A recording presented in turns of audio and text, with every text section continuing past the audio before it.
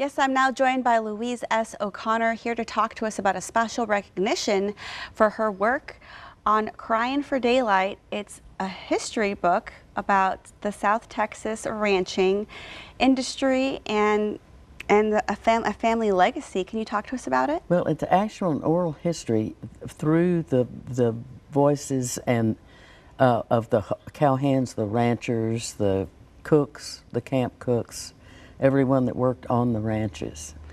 How many, the women, the men, you know. About how many interviews did you do for this project? I think there were as close to 350 maybe.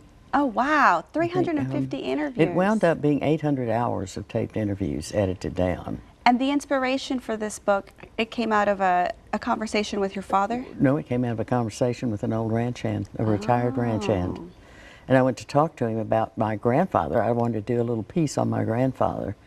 And when he got through with me that day, it was, the rest was 20 years of our lives. Yeah. Several of us. And of course they were so incredible that we'd just walk in the mornings and beg them to let us go home at night because they were dying to tell their stories. You know. And you also took photographs. Yes, we did. After oh, I don't know, we probably talked for 3 or 4 years until everybody really got used to each other. And then out came the cameras. It's like a documentary. Oh yeah, oh definitely, yeah. Well, I'm a big fan, admirer. I got to check the book out a couple of weeks for the last week or so, and it's just exciting to know that we have such rich Texas history here in our own backyard.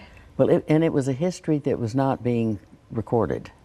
It was going by the wayside. It was it was a dying culture. Ranching really is a dying culture here, and I just caught it in time, actually. We really, by the time we started photographing, even interviewing and photographing, we were starting to lose them, just one after another, because they were in their 80s. It's an important legacy to preserve. Yeah, yeah, and they were so easy to work with. I mean, this award needs to go to them. They taught us how to interview them and talk to them and where to go and how to tell the truth about them the way they wanted it told. Well, it is being recognized now by the National Cowboy and Western Heritage Museum in Oklahoma, which you'll be headed to in a couple of days. It's exciting to get this recognition. Yeah, it is. How did you feel when you first found out? Well, it was like, I always go back to, this is not about me. It is about the people that I worked with. I mean, they taught us how to interview them. They told us their stories. We sat and listened. I mean, that you'd catch a little something to ask them, you know.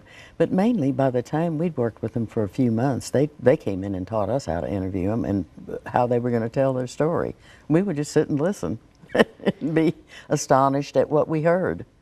Well, I'm sure your family's very proud, and the community must be proud of all this work that went into the book. I feel like it's a documentary waiting to be made. They're working on it. There's some working on it. Yeah. Well, we'll have to stay up to date on. I'll let you know. Yeah. What sort of crazy things come down. Let us know how it develops. And I will. We'll keep enjoying this work and your other work too. You have. Yeah, all different versions of it. You know, this is just book 2. There's volume 1 of this, and then Tales from the Santone River Bottom is kind of more background cultural stuff to the straight cowhand stuff. Then we picked up Milam's Revelation Cookbook, which is it's really not a cookbook. It's stories. It's stories of the black culture and the camp cooks culture and the black cowboys. Oh yeah, well nobody knew there was such a thing when we started working. People thought I was crazy. You know, it's like, black what? What?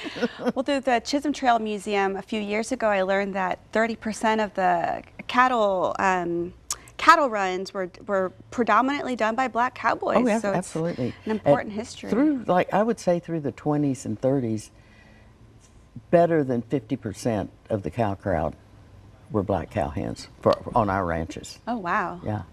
Well, it's which was- definitely important to yeah. recognize. Most people thought they were just rodeo riders or, you know, something. And they weren't. They were, and descended. They were descended from freed slaves. Most of them were. So that's a whole, you know, another story to deal with them. A whole nother documentary. And, yeah, really, yes. But they were so easy to work with. They were ready for somebody to listen to their story, you know, and they just gave it to us and made us sound good, you know, while we Yeah. basically just sat there and wrote frantically as they talked.